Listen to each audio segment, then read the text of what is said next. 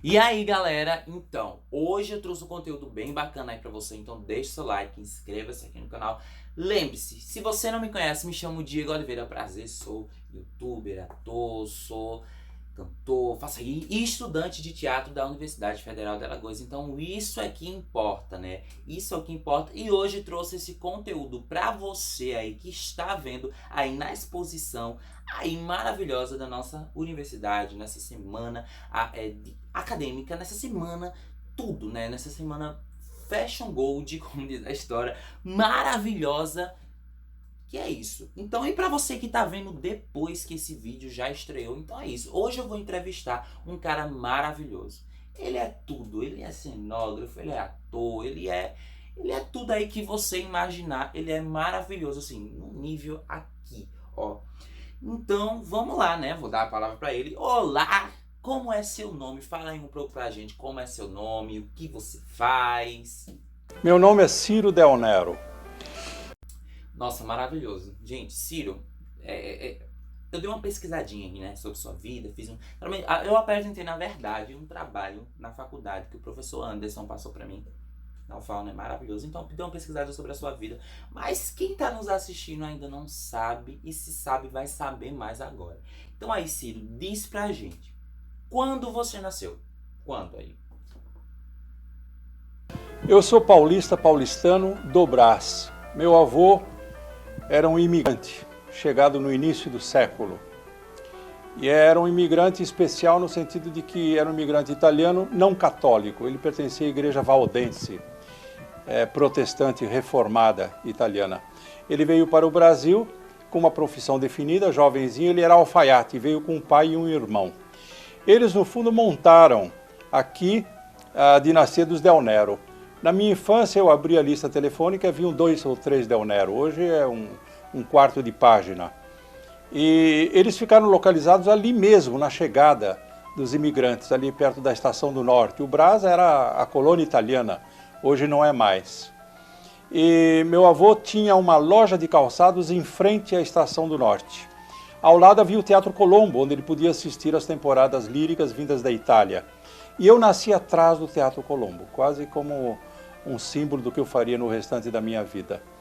Esse Teatro Colombo, não sei por que decisão administrativa, foi derrubado e não existe nada no local. Não sei o que se pretendia fazer, não se fez nada e destruiu-se um reduto da cultura, sobretudo a lírica, muito importante. Eu nasci ali na Rua Miller, atrás do teatro, no dia 28 de dezembro de 1931. E fui o primeiro neto, numa família de 9 filhos. Meu pai encontrou minha mãe numa congregação protestante no Canindé. Ela era pianista, formada pelo Conservatório Dramático Musical de São Paulo, que era dirigido por Gomes Cardim, e teve como professor de História da Música o próprio Mário de Andrade. Meu pai era músico também, tocava violino, violão, e tinha uma grande sensibilidade musical. Encontraram-se na igreja, casaram-se 10 anos depois, ele com 30 anos de idade, ela com 20 anos de idade. Ali na loja de calçados de meu avô, muitas coisas aconteceram, como por exemplo a partida dos paulistas para a Revolução de 30. A loja era fechada e as meninas, todas filhas de meu avô, subiam em cima da vitrine para, por uma fresta, ver partir os soldados da lei, como eram conhecidos em São Paulo. Agora, outra coisa, Ciro, um bate-bola aqui. Eu sei que você é maravilhoso, você é tudo. Mas fala pra mim, pra todo mundo que tá assistindo, né? Fala sobre sua formação, seus irmãos, sua família. Eu tenho uma irmã que tem 6 anos menos do que eu. É o tempo de uma geração. Quando ela chegou, eu já tinha 6 anos de idade, portanto havia uma distância substancial entre nós. Mas foi uma família perfeitamente harmônica e ela dirigiu-se sempre para a curiosidade das humanidades como eu. A minha formação não é exatamente acadêmica, eu devo a minha formação a ilustres amigos, poetas, músicos e à seção de arte da Biblioteca Mário de Andrade. Eu estou sempre muito agradecido à Biblioteca Municipal, montada por Mário, porque a minha formação realmente foi ali. Não só na minha leitura na seção de arte, mas os amigos que conviviam comigo ao pé da estátua de Minerva, que se encontra no hall de entrada da biblioteca. Como, por exemplo, Bento Prado Júnior, que é filósofo, Roberto Schwartz, um especialista em Machado de Assis, que está na Universidade em Campinas, Manuel Carlos, que é autor de telenovelas e foi meu colega de televisão na Tupi, na Excelsior e na Globo, e diversos amigos, Fernanda Montenegro, Fernando Torres, o Carlos Zara, muitos conviveram conosco ali na Biblioteca Municipal. Uma das figuras mais interessantes foi Maurício Trachtenberg, que ensina economia na Fundação Getúlio Vargas. Essa foi a minha formação. E o meu dia, o dia que me formava, e alguém disse, creio que foi Emerson, que o meu dia é a soma do que eu penso. O que nós pensávamos o dia todo era simplesmente música, literatura, filosofia, artes. Estávamos nos preparando para uma vida produtiva, rica, sobretudo na direção das humanidades. Pela manhã eu ia à discoteca municipal, que também foi fundada por Mário de Andrade, era dirigida por Oneida Alvarenga, na rua Florencio de Abreu, atrás do Mosteiro de São Bento. À tarde era a biblioteca municipal e à noite íamos ao Teatro Municipal. Nós tínhamos a entrada grátis lá para o anfiteatro, para o puleiro lá em cima, e em troca fazíamos com parceria na temporada lírica, sem ganhar um tostão. Eu fui, por exemplo, o cozinheiro de Madame Butterfly, eu tirei grandes cantores de cena como soldado, eu fiz uma intervenção arrancando do palco o Grasman, o ator italiano, que estava fazendo um Goldoni em São Paulo, etc. Eu tive momentos de glória, absolutamente como uma figura, um figurante apagado no palco do Teatro Municipal, mas era uma coisa muito gratificante pela convivência que já sonhávamos ter com artistas. Agora, uma coisa minuciosa que eu quero saber, assim, de você mesmo. Quando foi a sua primeira ligação com cenografia? Como aconteceu? Quando você diz, nossa, foi aqui que eu disse, eu vou para a cenografia. Em São Paulo, na Biblioteca Municipal, encontrei um diretor grego. É uma figura que realmente mudou a minha vida.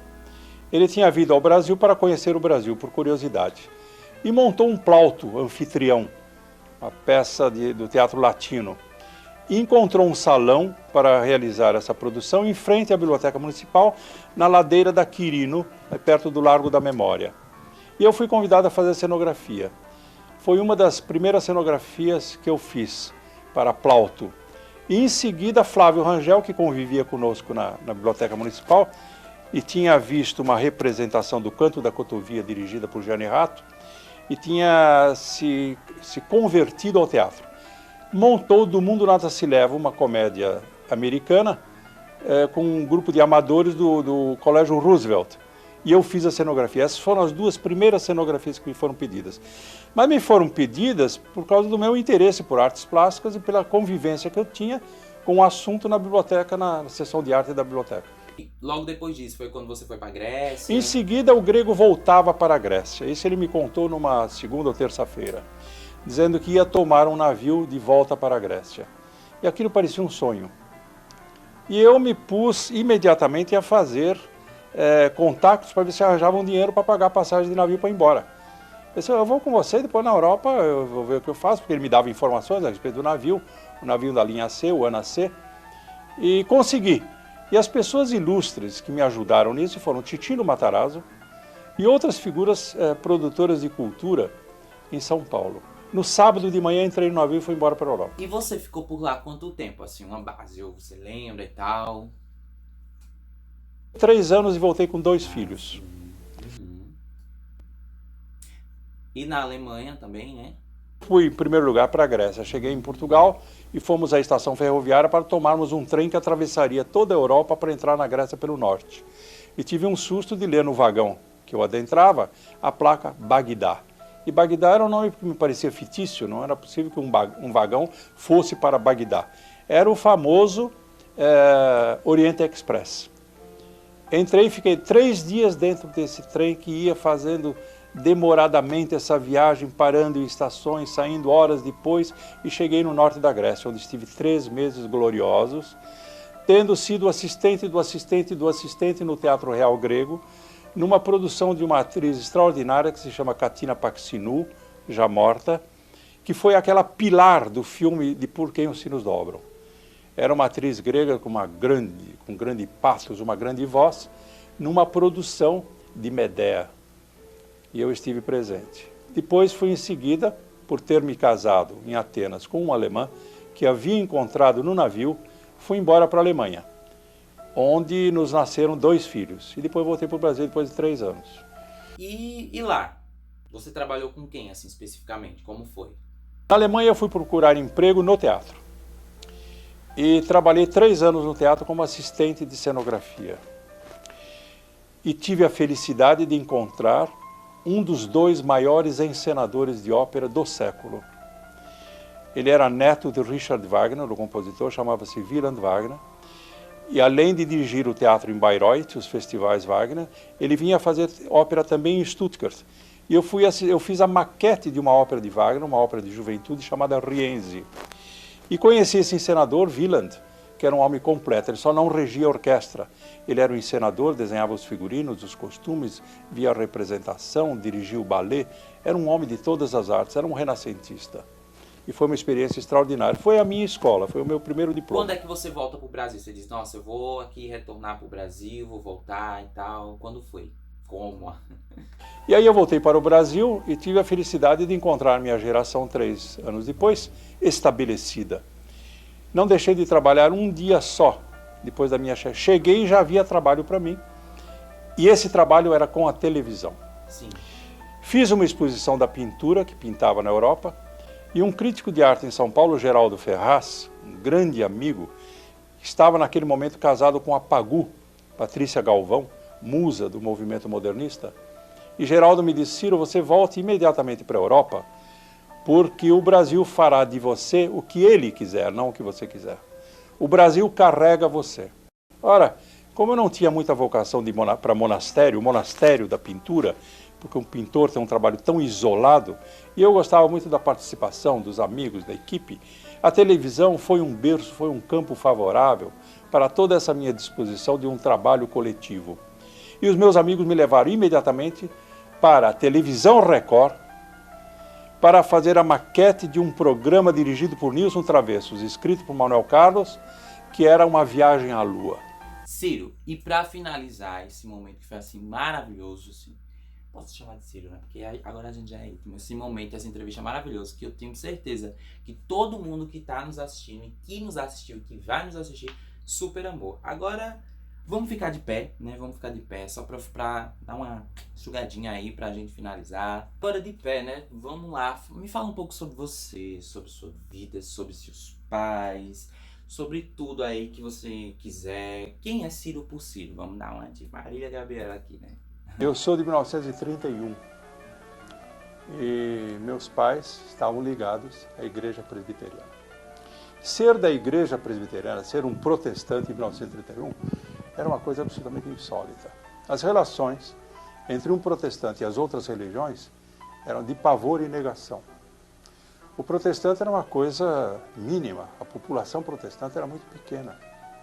Ser protestante, declarar que pertencia a uma igreja protestante era uma coisa sui generis. Pra vocês terem ideia, Guaraná era bebida alcoólica. Ir ao cinema aos domingos era uma coisa impossível, etc. Eu me lembro ter ido a uma matinê, a um cinema num domingo e estava com a impressão que o prédio ia cair em cima da minha cabeça porque eu estava cometendo um pecado. Meu avô não andava de bonde no domingo para não fazer ninguém trabalhar, etc. Essa formação protestante, essa formação reformada, essa formação em algumas direções muito conservadora, me deu uma ideia de que o trabalho é alguma coisa natural, é uma solução da existência e é uma relação com as maiores forças. O trabalho pertence à minha formação. E um certo tipo de trabalho contínuo e uma confiança de que há algo religioso no trabalho. Essa foi a minha formação, minha primeira formação. E depois tive a sorte de enturmar-me com figuras extraordinárias que foram meus mestres. E meus mestres, assim, na vida diária, por tê-los encontrado. Encontrei um poeta chamado Pedro Morato Krahenbühl, que enquanto eu estava na Europa suicidou-se, que era um testemunho de vida ética e cultural. Encontrei uma pintora, que era uma figura extraordinária, em que também a cultura e a ética estavam muito ligadas. Mais tarde me casei na Alemanha, sou pai de 7 filhos, feitos de 2 casamentos. E esses meus filhos estão ligados à cultura, 5 deles muito proximamente. Eu tenho um filho que dirige o Instituto de Cultura Brasileira em Berlim, para o Itamaraty, que é um antropólogo formado na Alemanha. Formado na Alemanha, ele tem o PhD alemão, mas a sua tese de doutoramento é maculelê.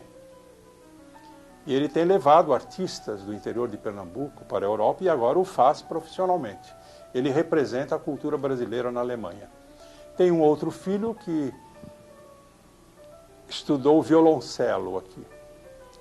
E recebeu aqui um representante da Fundação Karajan, que estava procurando um instrumentista para dar uma bolsa na Alemanha, e ele ganhou essa bolsa da Fundação Karajan. E foi embora para Berlim, hoje é professor na Universidade de Berlim. Tenho lá também uma filha que é pintora casada com um montador de cinema, que montou o filme Querelle e outros filmes. Um dos filmes até ganhou um Oscar. Tenho um outro filho que fez física aqui e trabalha com física e computação na Alemanha. Tenho uma outra filha que é médica, professora na Faculdade de Ribeirão Preto, e mais 2 filhos de um outro casamento, um é engenheiro e outro está terminando educação física. Esses são meus filhos. Conservei para mim, em virtude do meu autodidatismo, uma espécie, conservei para mim, em virtude do meu autodidatismo, uma espécie de papel de ovelha negra da família, no sentido de que eles formaram-se academicamente, têm uma vida cultural absolutamente irregular, e a minha vida foi especulativa e experimental. Essa é a diferença entre nós. E eles me paternalizam um pouco nesse sentido. Eu acho que é isso. E pra você, Ciro, uma frase que te define, uma frase que você gosta, algo que você já ouviu, ou alguma experiência? Eu gosto muito de uma máxima de um grego pré-clássico, Empédocles, pré-socrático, que diz o seguinte: o homem depende dos deuses que ele escolhe. É na escolha dos valores, é na escolha do discurso que ele quer fazer, é na escolha da unidade da sua vida e da conservação dessa unidade que o homem se faz e que o destino do homem se faz. Em virtude da minha educação calvinista, não é o homem à disposição do destino, mas o homem batalhando pelo destino. Então, gente, esse foi Ciro Deonero, galera. Maravilhoso, cenógrafo. Como eu falei logo no início, né? Ele é tudo aí que você pode ter visto. E espero que você tenha muito gostado desse vídeo, dessa entrevista. Então deixe seu like aqui, deixe seu gostei, deixe seu comentário. Para você que é estudante de arte, para você que não é estudante de arte, me fala se você já conhecia Ciro Deonero, já conhecia o trabalho de Ciro e Ciro por Ciro, né? E agora, deixando um pouco de lado essa parte, essa brincadeirinha, essa atuação, na verdade, quero agradecer a todo mundo, né, que assistiu, e a isso, né, ao maravilhoso Ciro Deonero, que infelizmente não pude conhecer ele, que quando ele foi embora eu tinha apenas 10 anos, né, 2010, isso, eu tinha apenas 10 anos, então essa entrevista aí, esse bate-bola de Ciro, maravilhoso, né, que eu fiz esse vídeo, editei, fiz tudo maravilhoso, e espero aí que você tenha gostado. E isso, gente. Me siga aí nas redes sociais, que eu faço conteúdo maravilhoso se você não me conhece, mas agora vai conhecer, em nome de Deus. E tô com a farda, orgulhosamente, da minha universidade, né? É isso, falo. E é isso, gente. Deixa o like e tchau.